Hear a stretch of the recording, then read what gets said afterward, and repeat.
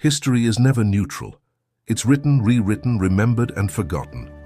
It lives not just in books or archives, but in our minds, in the stories our families tell, in monuments, in classrooms, and even in silence.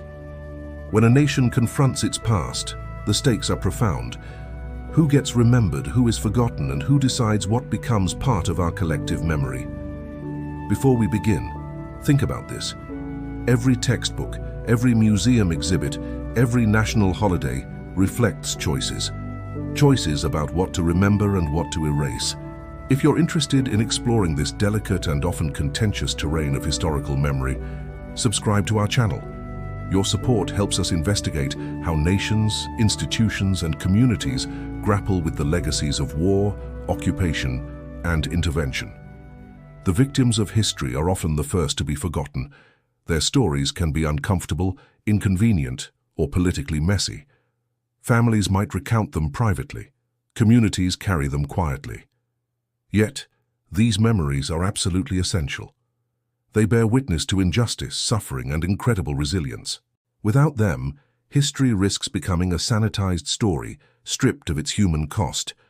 Let us look at Chile during the military dictatorship from 1973 to 1990. Thousands of people were disappeared, tortured, or killed. Public acknowledgment of these atrocities came slowly. For decades, a heavy silence dominated the national conversation.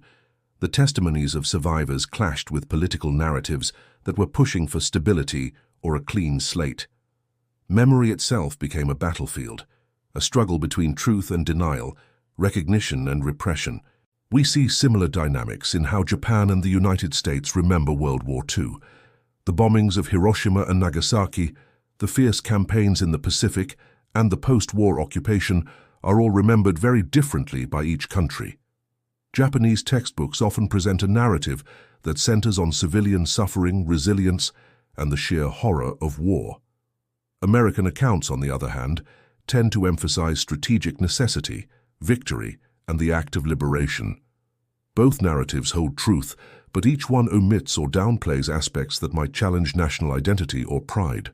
Education is at the very heart of shaping our collective memory. Schools are not neutral spaces. The curriculum reflects choices made by governments, educational boards, and societal consensus.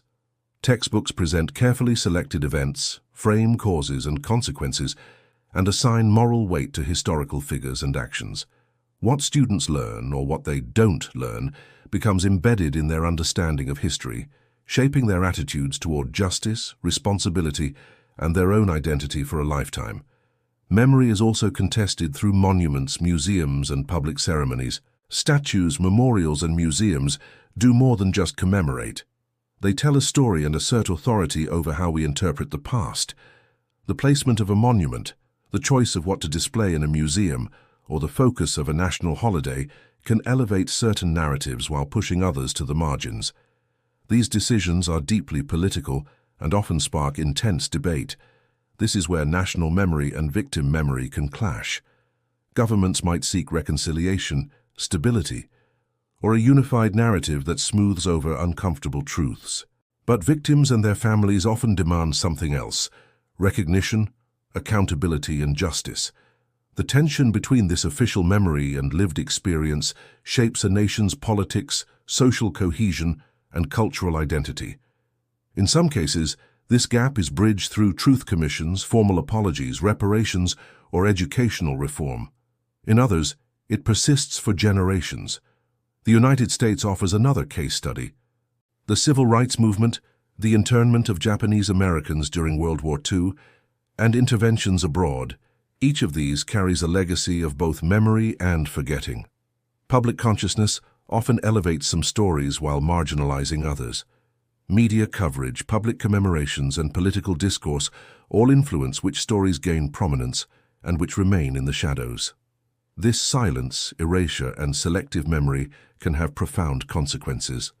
Denying or minimizing historical atrocities doesn't just dishonor victims, it affects our social and political dynamics today.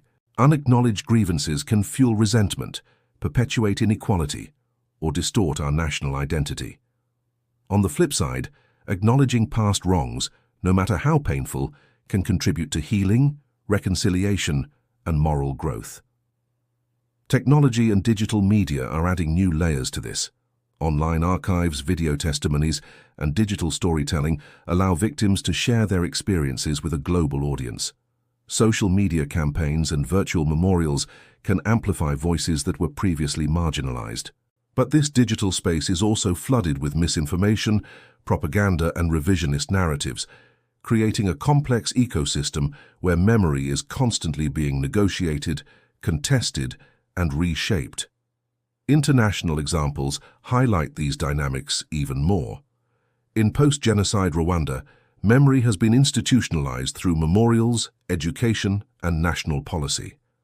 In post-apartheid South Africa, the Truth and Reconciliation Commission documented horrific abuses while trying to promote national healing. In each case, the process of remembering is deliberate, structured, and contentious. Memory becomes a tool for justice and reconciliation, but it's never without tension. Art, literature, and storytelling play a crucial role in preserving memory. Memoirs, novels, films, and visual art can capture experiences that official records might miss. They convey emotion, nuance, and perspective, preserving the human element that statistics alone cannot. These cultural artifacts influence public perception, contribute to education, and create spaces for us to reflect. They ensure that victims' voices can resonate across time, shaping the moral understanding of new generations. Memory is generational. What one generation experiences, the next inherits. Families pass down stories of survival, loss, and resistance. Communities remember collectively, often through anniversaries, rituals, and ceremonies.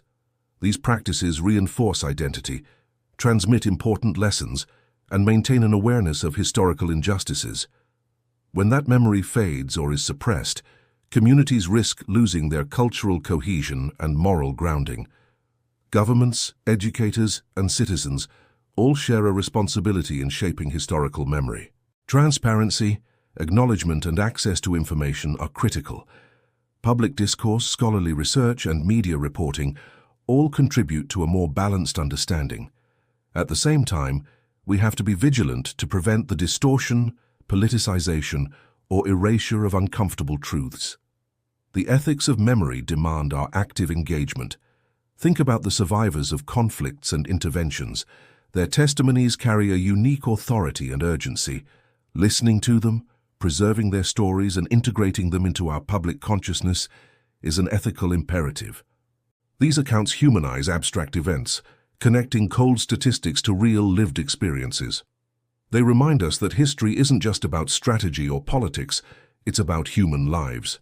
This historical memory directly influences present-day policy. How a society remembers past interventions, atrocities, and injustices affects its decisions on foreign policy, justice, and human rights. Our collective understanding of history shapes our moral judgment, our civic engagement, and our international relations. Forgetting or misrepresenting the past can lead to repeating mistakes. A conscientious remembrance can guide us toward more ethical choices. Reconciliation processes offer insights into how we can manage memory. Truth commissions, public apologies, reparations, and memorialization all seek to balance the acknowledgement of wrongdoing with national cohesion.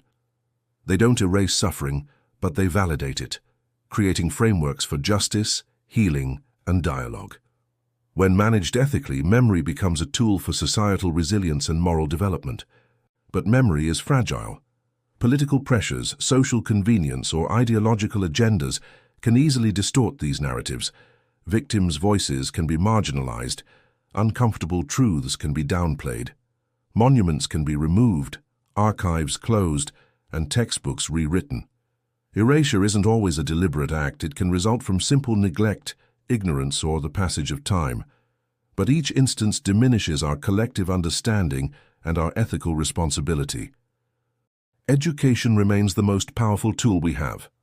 A curriculum that embraces complexity, acknowledges multiple perspectives, and presents evidence critically is what fosters informed citizens. Critical thinking, empathy, and an awareness of bias are essential skills to prevent manipulation and oversimplification. A true knowledge of history equips us to recognize injustice and resist false narratives. Ultimately, memory is both personal and collective, subjective and shared. The challenge is to integrate these dimensions ethically, ensuring that victims are honored, that our national identity is informed, and that we learn from the past. Memory is not a passive act. It requires action, reflection, and courage. By confronting historical memory openly, societies can foster justice, empathy, and resilience. They can prevent the erasure of victims and preserve moral accountability. They can recognize that forgetting is not neutral, and that remembering, even when it's painful, shapes the ethical landscape of our present and future. History, memory, and ethics are woven together. How a nation remembers its past, how it honors victims, confronts injustice, and educates its future citizens, defines its moral character. Reflection, documentation, and dialogue ensure that memory serves not just as a record, but as a guide, shaping our conscience, our governance, and our culture. The lesson is profound. Memory is not a static record of events, but an active moral and civic responsibility. Thanks for watching. If this episode gave you something to think about, please like, share, and subscribe for more content that dives deep into the stories that shape our world. We'll see you next time.